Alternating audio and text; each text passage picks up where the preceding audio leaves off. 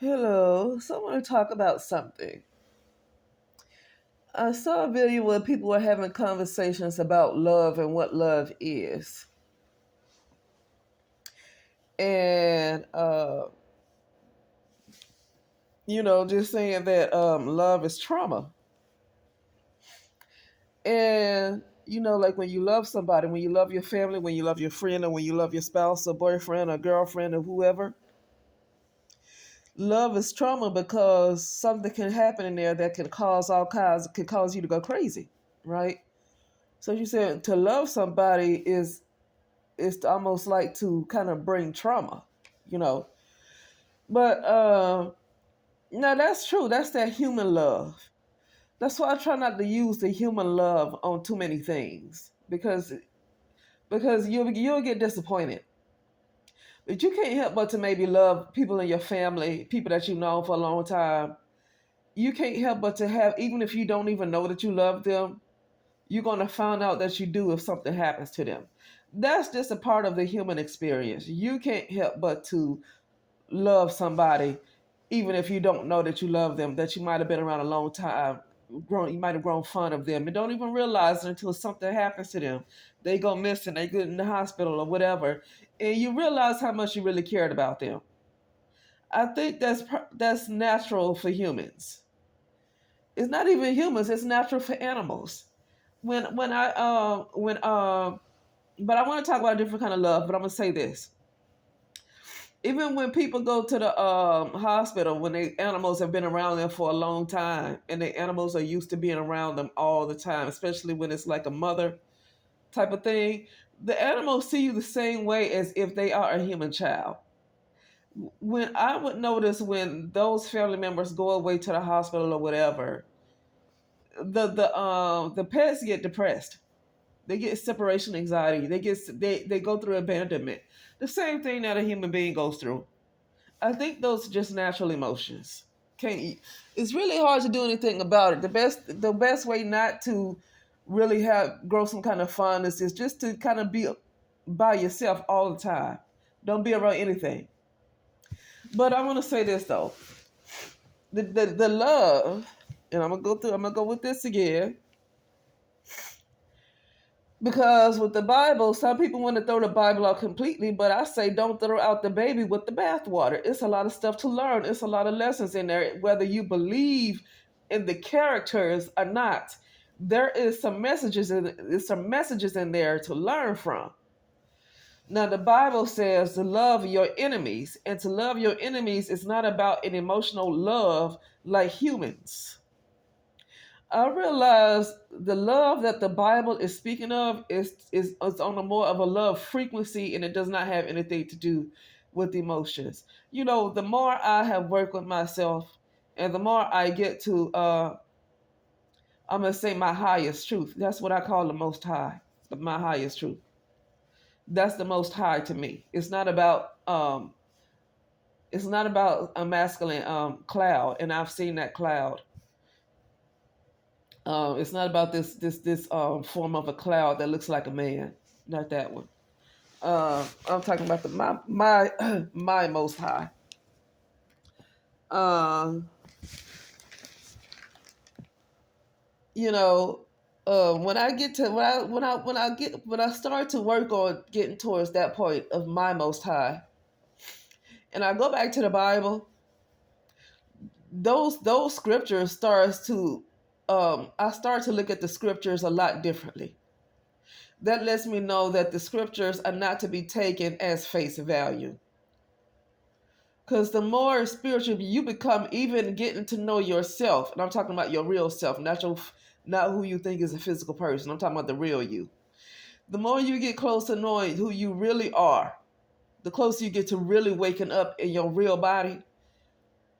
And I get back to the Bible, I start to see things. Okay?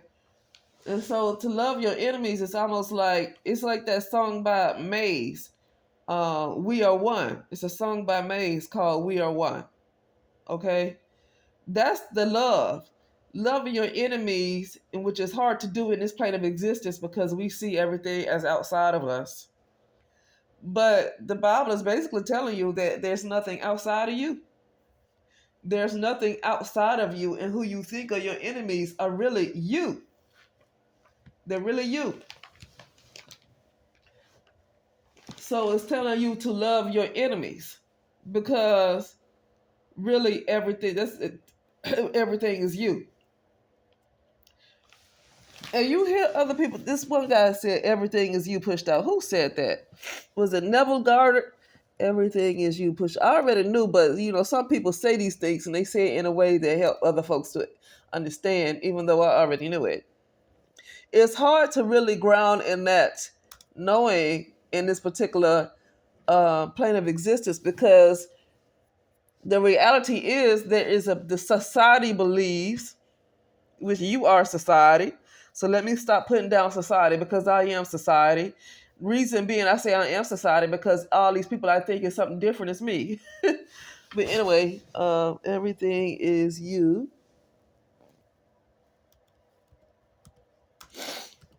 pushed out.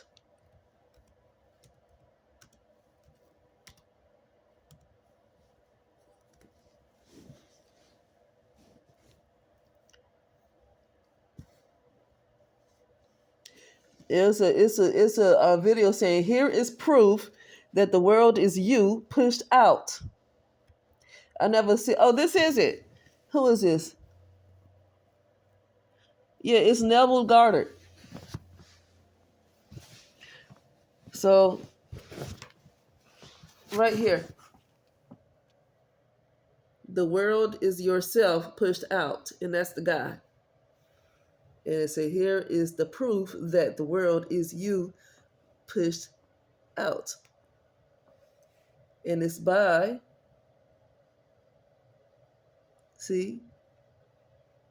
Neville Goddard. That's his name. If you ever want to look at that. And who is the uploader? I don't have on my glasses, you guys. But there it is right there. I never clicked on that person video before.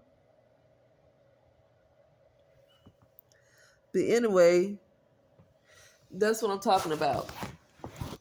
So sometimes when other people have these videos, sometimes it explains things a little, better.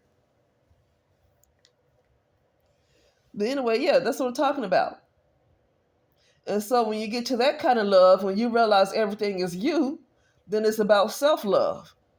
And that's more of a different that's different than having a human love. Because when you love somebody else and you do everything for somebody else, because you say you love them, but then you do the things for somebody else that you might not do for yourself, then that's kind of like on a lower, that is love that's on a lower vibration. That's a love that's on a lower type of mind. Okay.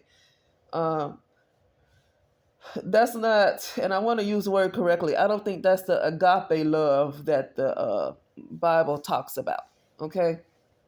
I believe the agape love is the love that I just explained, knowing that everything is you, like loving your enemies. It's not about a human emotion. It's not about the lower mind. It's more of a higher mind. It's more about knowing the truth that all of these things are you. Okay. And so loving your enemies literally is like unconditional self-love because you realize all of those are you. Our consciousness is in our root. It's in our butt. And so our consciousness is in fear. And so when you get into that, everything seems to be separate from you and you think everything is outside of you. But anyway, that's it. I'm going to get up and go. I'm going to get up and start early. This might not be early for people that's on Eastern or wherever they're from, but I'm in California, so this is on the earlier side for me. But anyway, all right. I'll talk later.